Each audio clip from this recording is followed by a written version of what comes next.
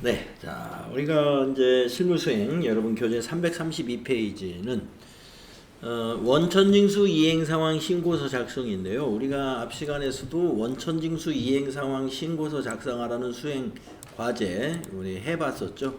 시험에서 자주 나오는 보고서입니다. 그래서 작성하는 거 어렵지 않으니까 정확히 작성해가지고 여기서 이제 답을 찾아서 여러분이 답안을 입력하는 거 잘 하시면 되는데, 자, 요거 한번 해보겠습니다. 수행과제 332페이지에 있는 수행과제의 원천징수 이행사항 신고서는 조금 특이한 건데요. 뭐냐면은 귀속기간과 지급기간을 2024년 2월로 입력하여 조회하시오 이랬어요. 자, 우리가 앞 시간에서 연말정산 세 사람의 직원에 대해서 연말정산을 했거든요. 그 연말정산은 언제 하는 것이냐 하면은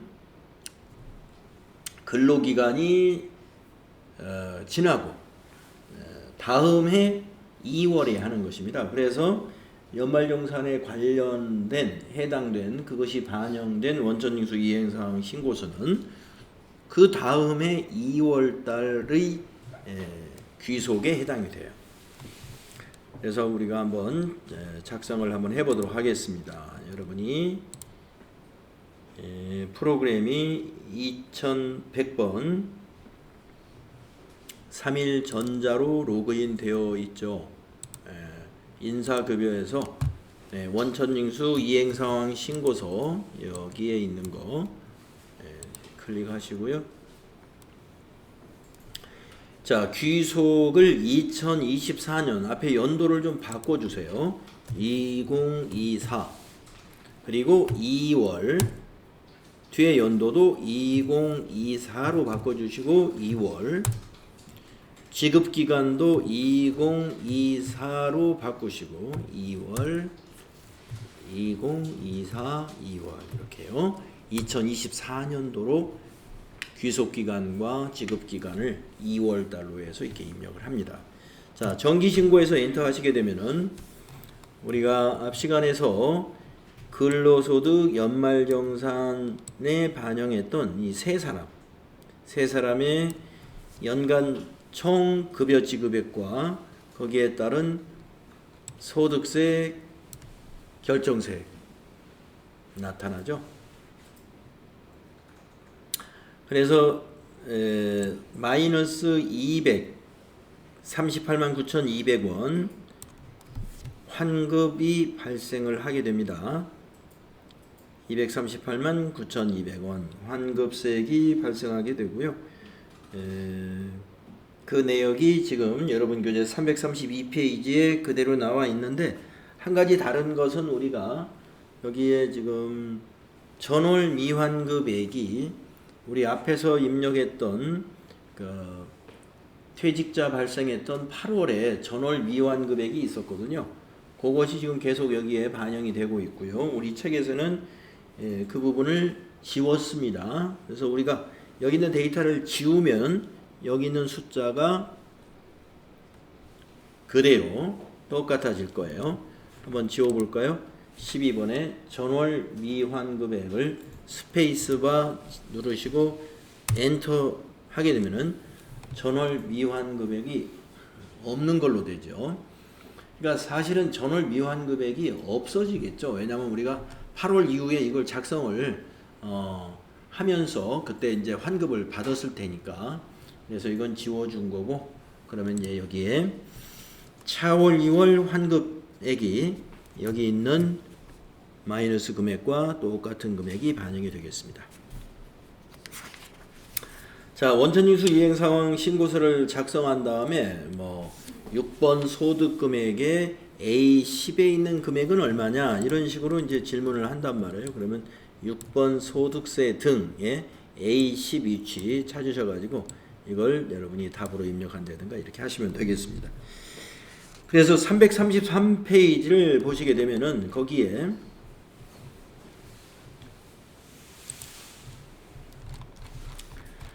출제 예상 평가 문제다 해가지고 조회하는 문제가 쭉 나오는데요. 우리가 이미 FAT 1급에서 조회하는 연습을 많이들 하셨기 때문에 이 부분에서는 줘야 하는 거 그냥 생략하고요. 뒤에서 기출문제를 풀 거니까 기출문제 풀면서 줘야 하는 연습 같이 하도록 그렇게 하겠습니다.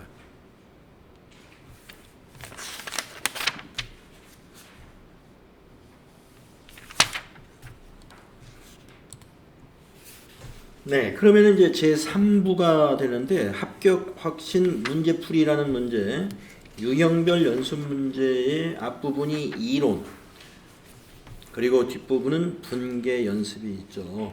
그래서 이론은 우리가 앞에서 이미 이론 공부할 때 풀어보았던 문제들이 대부분이니까 나중에 시간이 남으면 더 풀어본다 하더라도 일단은 풀어보지 않겠습니다.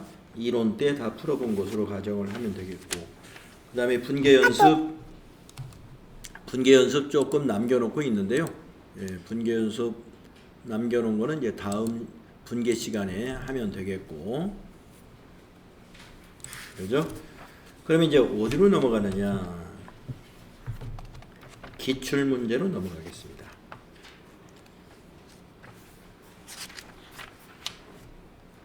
그래서 이번 시간은 최신 기출문제 431쪽 펴서 같이 한번 풀어보겠습니다.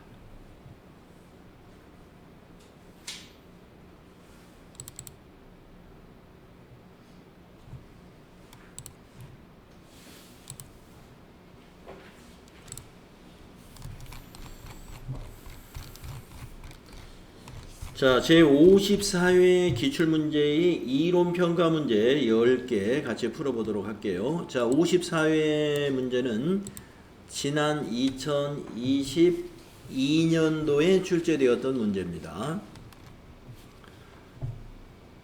아래의 문제에서 특별한 언급이 없으면 기업의 보고기간은 매년 1월 1일부터 12월 31일까지입니다. 또한 기업은 일반 기업회계 기준 및 관련 세법을 계속적으로 적용하고 있다고 가정하고 물음에 가장 합당한 답을 고르시기 바랍니다.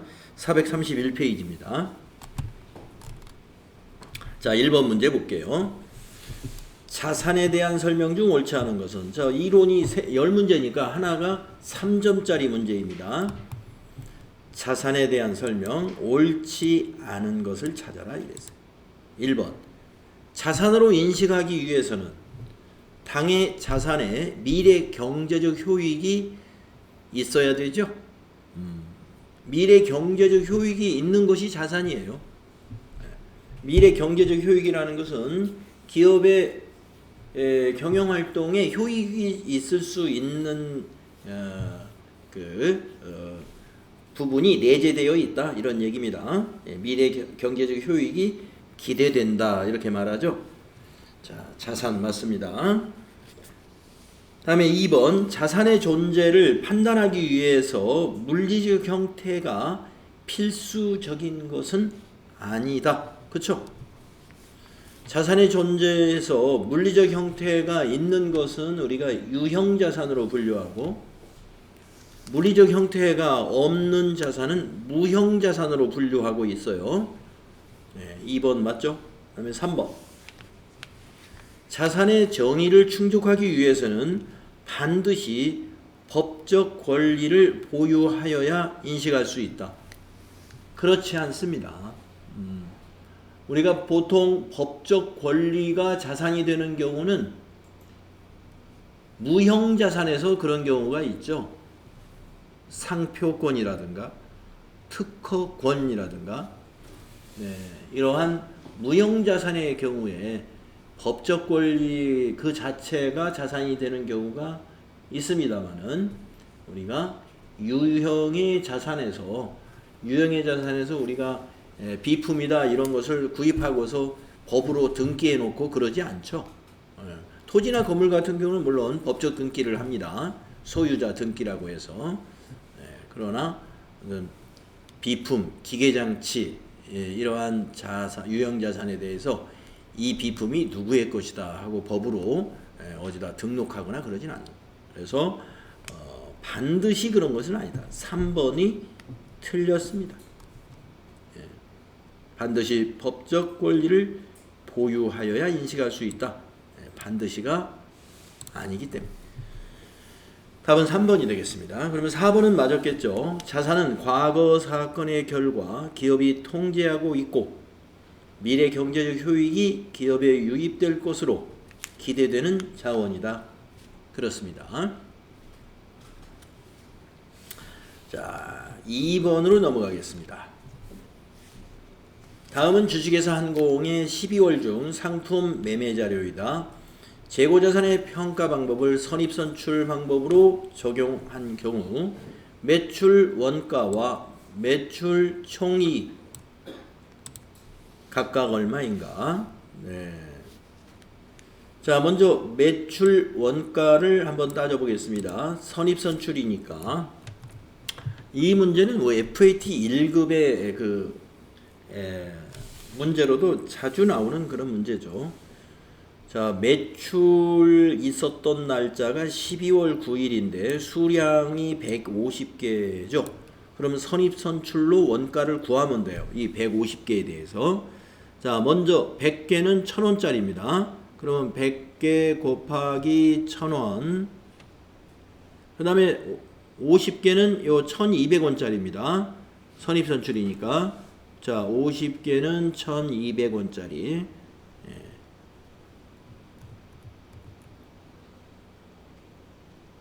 그래서 이걸 더하면 되죠. 10만원 더하기 520, 5일은 5, 6만원. 합계는 16만원이죠. 그래서 2번과 3번이 현재 매출 원가로 맞는 거고요. 다음에 이제 매출 총이익을 계산해 보겠습니다. 매출 총이익이라는 것은 방금 계산한 매출 원가를 저기 그 매출액에서 빼주면 그게 매출 총이익이죠. 그럼 매출액이 얼마냐? 150개를 단가 4,000원에 팔았습니다. 그러면 4, 5, 20, 4일은 4. 60만원이 매출액이에요. 60만원 빼기 16만원 하면은 그게 나머지가 이익이죠. 매출 총이익. 그러면은 44만원이 되겠습니다. 44만원. 답은 2번이다. 이렇게 구할 수 있겠네요. 네. 54회 문제의 1, 2번은 쉽게 출제한 문제라고 보여져요. 3번을 보겠습니다. 다음 자료에 의하여 주식회사 한공이 23년 1월 1일부터 기계장치의 처분 시점까지 인식할 감가상각비, 즉 감가상각 누계액을 처분할 때까지 감가상각 누계액이 얼마냐 그 말이 되겠습니다. 자, 주식회사 한공이 보유하고 있는 기계장치의 22년 말 장부 금액은 180만 원이었답니다. 22년 말. 그러면 이제 주식회사 한공이 23년 8월 1일에 190만 원에 처분하면서 20만 원의 처분이익을 발생했습니다. 그렇다면은 190에 처분하면서 20만 원 이익이 냈다면은 이익이 발생했다면은 8월 1일 날 장부 금액이 170만 원이었다는 얘기죠. 처분하는 날 장부 금액이 170이었다. 이렇게 보여집니다. 그렇죠? 자, 그러면은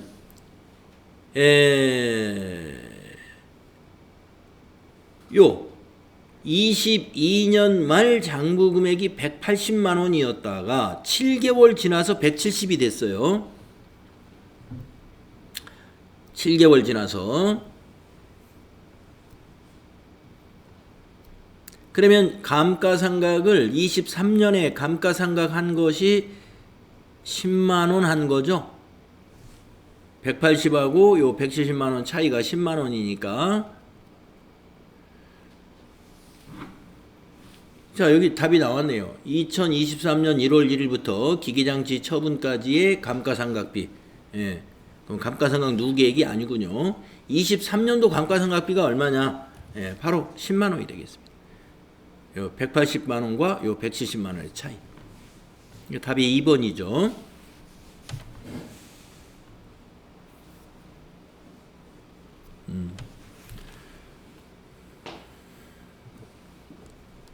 이해가 되셨어요?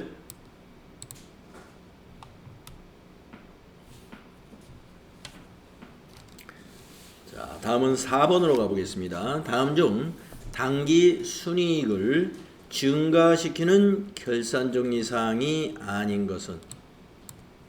자, 이익을 증가시키는 것이 아닌 것, 즉 보면 되겠죠. 1번 보겠습니다. 전액 비용으로 처리한 보험료 중에 선급분을 계상했습니다. 그러면은 이것은 이익을 증가시킵니다. 예.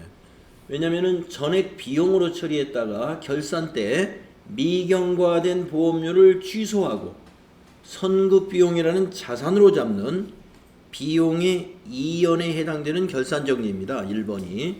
그래서 이거는 증가. 다음 2번.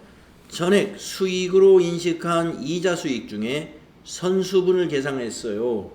자, 전부 수익으로 봤는데 선수 수익, 부채로 보고 수익을 취소시킨 거예요. 이것은 이익을 감소시킵니다. 답은 2번이 되겠습니다. 그러면 3번은 이익을 증가시키는가 볼까요? 기간 경과한 임대료 미수분을 계상했습니다. 자, 임대료가 수익이잖아요. 기간이 경과했으면 수익을 발생시키겠다는 거죠. 기간이 경과했으므로 수익을 발생시키면 이익이 증가하죠. 당기순이익 증가합니다. 다음에 4번. 전액 비용으로 처리한 소모품비 중 소모품 미사용액을 계상한다. 자, 미사용액은 비용에서 빼줘야 되죠. 예, 자산으로 잡으면서. 그래서 이게 분계로 말하면 차변이 소모품, 대변이 소모품 비. 비용을 취소시켜주는 분계이기 때문에 당기순이익은 증가합니다. 네, 2번이 당기순이익을 감소시키는 거예요. 결산 수정분계 내용의 문제였습니다. 다음에 5번. 주식회사 한공은 23년 1월 1일에 액면금액 100만원, 액면 이자율은 5%, 만기가 3년, 이자는 매년 말에 지급하는 조건으로 사채를 발행했어요. 발행 시점의 시장 이자율과 유효 이자율은 6%로 동일하며 발행가액은 97만 4천원으로 할인 발행했죠. 100만원짜리를. 23년 말 손익계산서상 사채 관련 이자 비용은 얼마인가? 네. 자, 여러분들 우리 사채에 대해서 이 부분을 공부했었습니다.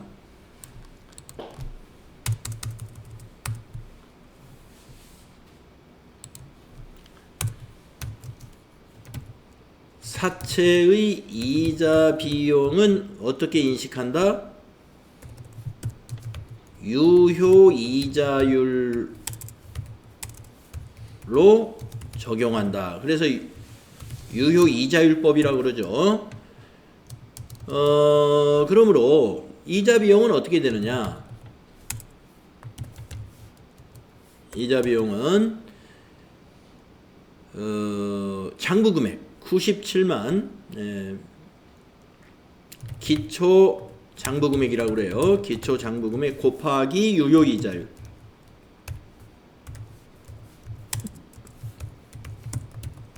이렇게 계산해요. 그러면 기초 장부 금액이 97만 4천원이잖아요. 할인 발행했으니까. 97만 4천원 곱하기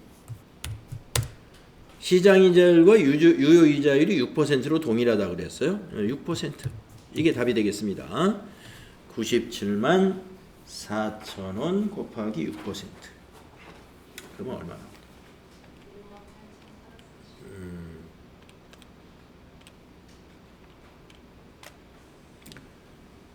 38,960원이죠? 58,440원이요? 예. 내 계산기는 어떻게 된 거지? 예, 58440이죠. 예. 3번. 네. 자, 그러면 하나 더 물어보겠습니다. 하나 더 물어보겠는데. 자, 이 사채의 이자 비용은 이렇게 되는데요. 매년 말에 지급해야 될, 자, 그러면 23년 말에 지급하는 이자 비용은 얼마일까요?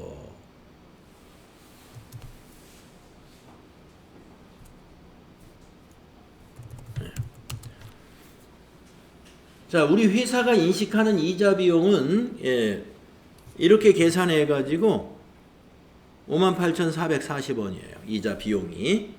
그렇다고 이자 비용 이 58,440원을 채권자에게 지급하는 건 아니에요. 현금으로 지급하는 이자 비용은 얼마일까요? 실제로.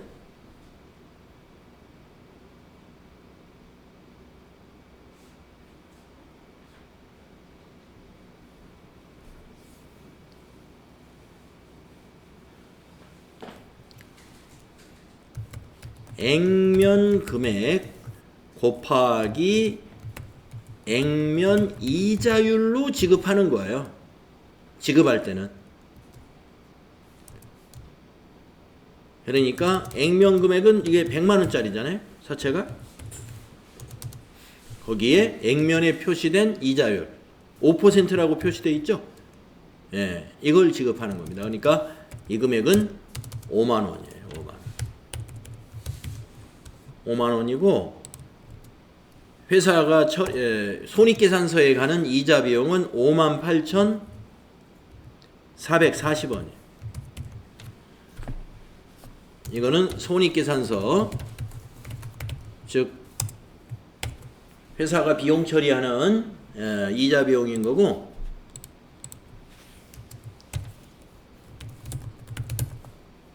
이거는 실제로 지급하는 이자 비용인 것입니다. 그럼 어떻게 이자 비용이 두 개냐? 회계 처리를 도대체 어떻게 한다는 거냐? 이자 비용은 하나예요. 그러니까 회계 처리를 말한다면 이렇게 한다는 거예요. 차변의 이자 비용은 하나예요. 저기 58440 두 개가 되는 게 아니고,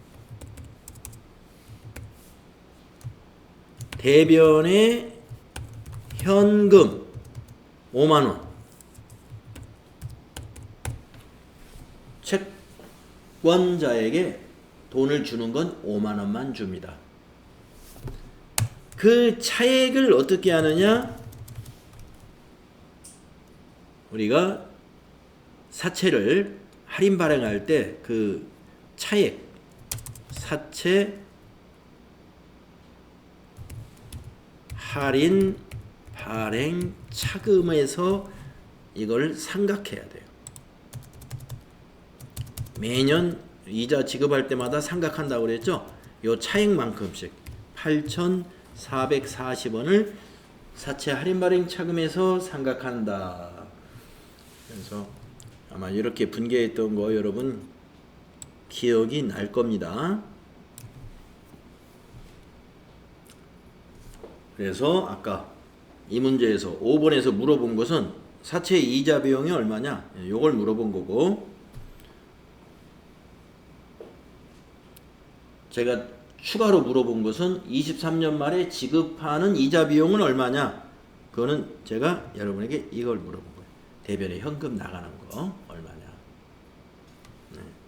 이걸 제가 추가로 물어본 거예요.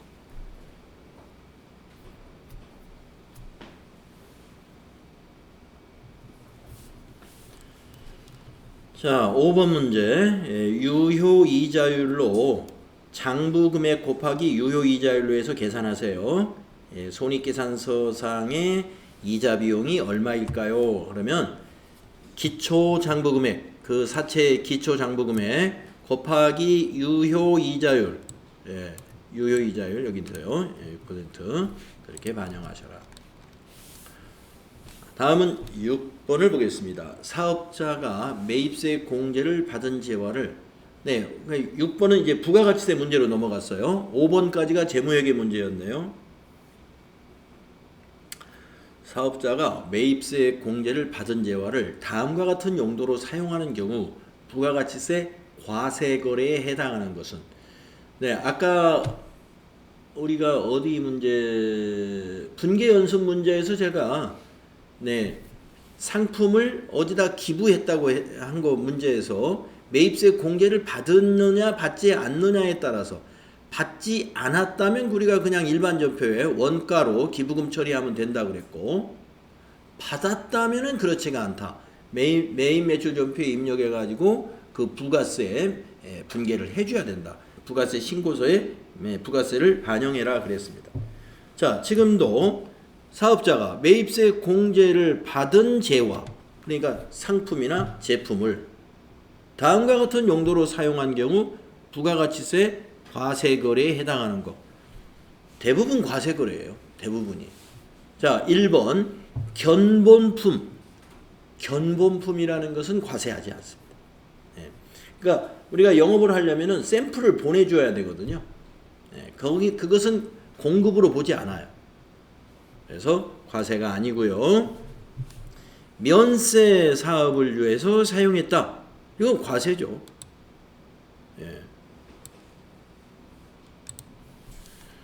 세 번째, 작업복, 작업모, 작업화로 사용했어요.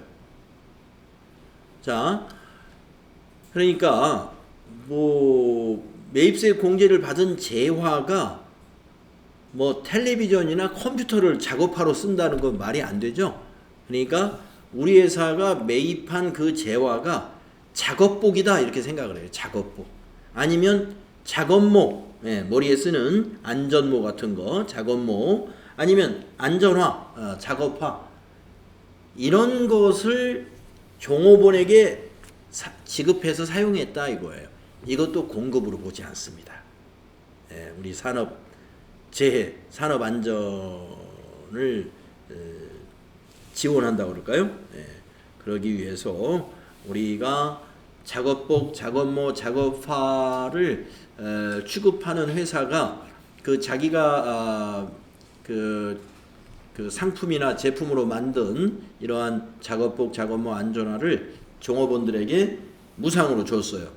그거 과세하지 않아요. 공급으로 보지 않는다. 아까 견본품도 공급으로 보지 않는다고 그랬고요. 그 다음에 4번 자기 사업상의 기술 개발을 위하여 시험용으로 사용했다. 여기도 공급으로 보지 않습니다. 기술 개발을 위해서 실험실에서 사용하는 거, 이것도 과세하지 않아요. 부가세에서 과세하지 않는. 그래서 지금 여기 6번의 보기를 보면은요, 지금 매입세 공제를 받은 재화를 어떤 다른 용도로 사용했을 때 과세하지 않는 게 거의 다 나왔어요. 134번에. 134 요거 과세하지 않는 거고, 나머지는 거의 다 과세가 된다고 보면 됩니다. 그래서 2번 과세입니다. 다음에 7번으로 부가가치세 문제죠. 다음은 컴퓨터 제조업을 영위하는 주식회사 한공의 23년 제1기 부가가치세 확정신고기간의 자료이다. 이를 토대로 부가가치세 납부세액을 계산하면 얼마인가? 여러분, 납부세액이라는 건 매출세액 마이너스 매입세액이죠. 모든 거래 금액은 부가가치세가 포함되어 있지 않고 필요한 세금 계산서는 적법하게 수취하였다. 자, 그러면 매출세액과 매입세액을 이 안에서 구하면 됩니다. 국내 매출액 3천만 원이면 여기 매출세액은 3천만 원 중에서 10% 300만 원이 매출세액이 되겠고, 직접 수출한 1200만 원은 영세율이기 때문에 매출세액은 없고요. 자, 세 번째부터 매입이네요. 컴퓨터 부품을 매입한 금액이 1,100만 원이면 부가세는 매입 부가세는 110만 원이 매입 부가세죠. 그 다음에 배달용 1톤 트럭을 구입했는데 1,500만 원짜리 구입했으면 매입세액은 10%니까 150만 원이죠. 그 다음 거래처 증정용 선물을 구입했는데 300만 원에 구입했으면 접대비 관련 매입세액은 공제를 못 받습니다. 공제 받을 수 없는 매입세액은 우리가 공제하면 안 되죠. 자, 그래서 매출세액 300만 원이요. 매입세액은 260이죠. 예. 그러면 40만 원이 납부할 매입세액이 되겠습니다. 300만 원 빼기 260만 원. 답이 2번 40만 원이다. 뭐 이 정도 문제 쉬운 문제죠. 다음은 소득세 8번이 소득세 문제네요. 다음 중 금융소득의 과세 방법에 대하여 바르게 설명하고 있는 사람. 네, 여러분 금융소득이다 그러면 이자와 배당 소득을 가리키는 말이에요. 첫 번째 사람, 부부의 금융소득 합계액이 2천만 원을 초과하면 종합과세 대상이다. 우리가 이 소득세는요, 개별과세를 하는 것이 아니죠. 개인별로, 개별과세라는 말은 아니고 개인별과세. 그러니까 부부의 금융소득을 합산하지 않습니다. 개인별과세이기 때문에 틀렸어요. 8번은. 다음에 두 번째 사람, 원천징수 되지 않은 이자 소득은 조건부 종합과세가 아니고 한 번은 반드시 세금을 내야 되기 때문에 원천징수가 되지 않은 금융소득은 무조건 종합과세입니다. 조건부가 아니에요.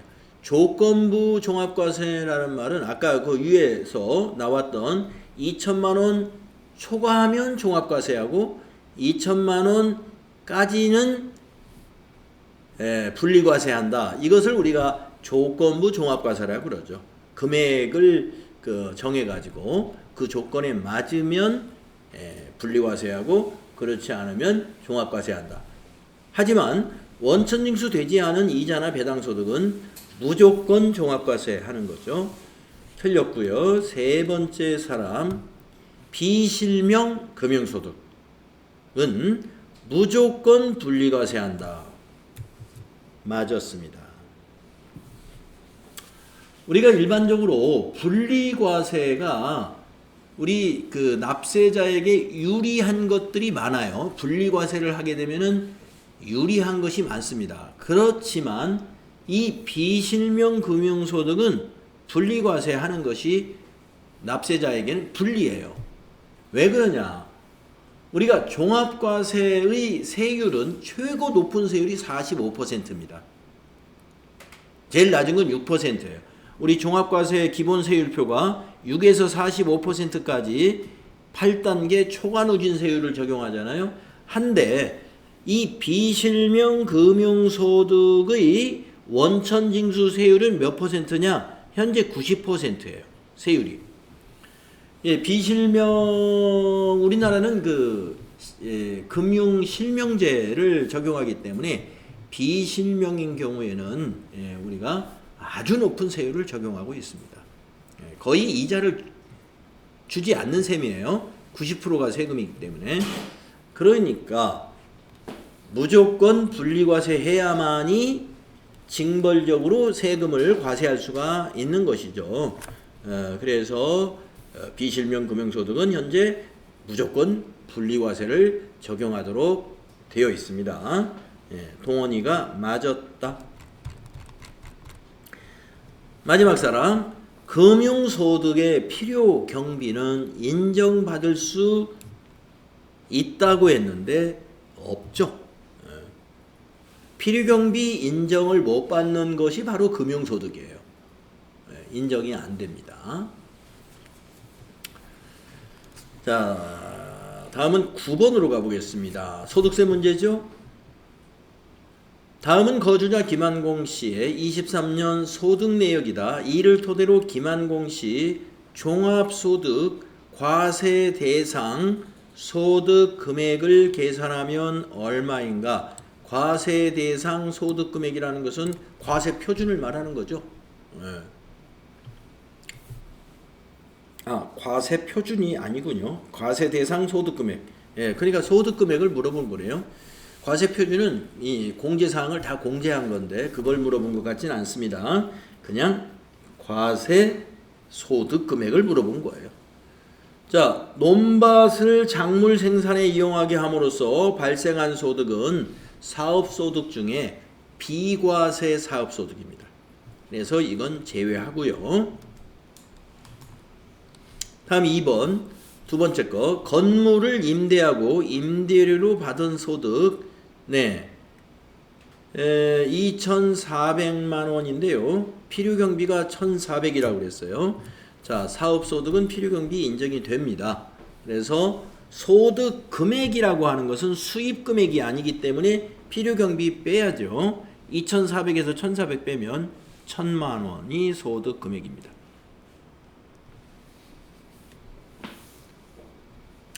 다음에 세 번째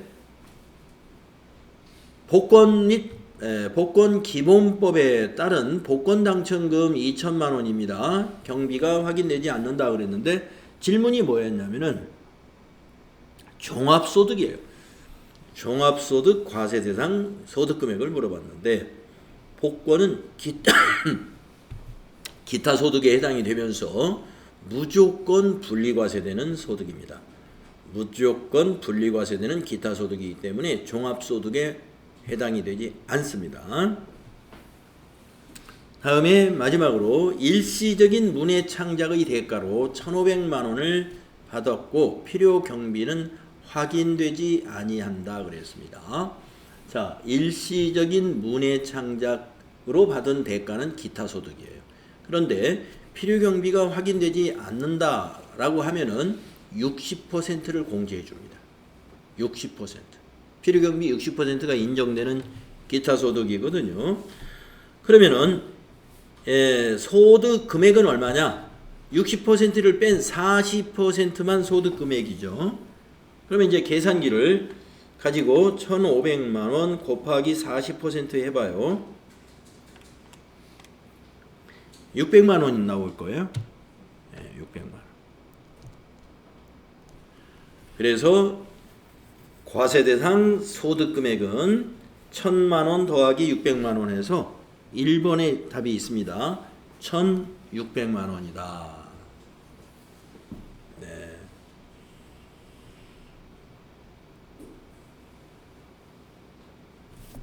이해되시죠?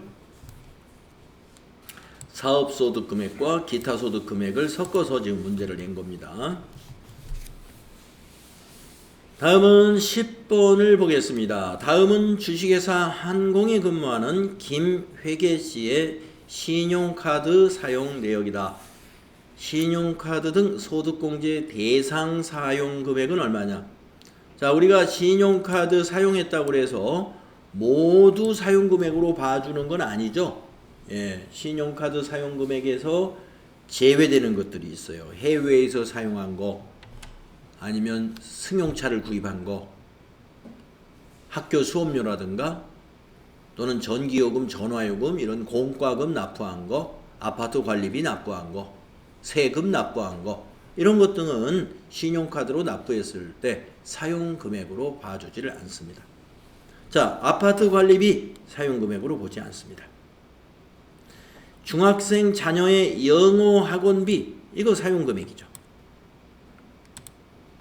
맹장 수술 비용 신용카드로 의료비 지출한 거 사용금액으로 봐주죠. 해외에서 사용한 신용카드 포함시키지 않습니다. 그래서 600만 원이 답이 되겠습니다.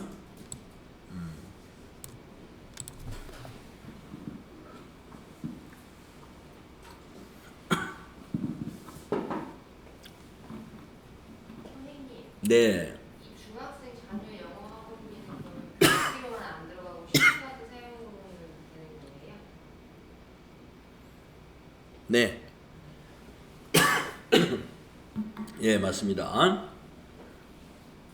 중학생 자녀 영어학원비는 신용카드 소득공제는 적용하지만 교육비 세액공제는 적용받을 수 없죠. 취업 전 아동이 아니니까. 맞아요. 네. 네, 또 혹시 추가 질문 있으신가요? 네, 요런 수준으로 나온다고 보시면 돼요. 네, TAT급의 이론이 요런 수준으로 나온다.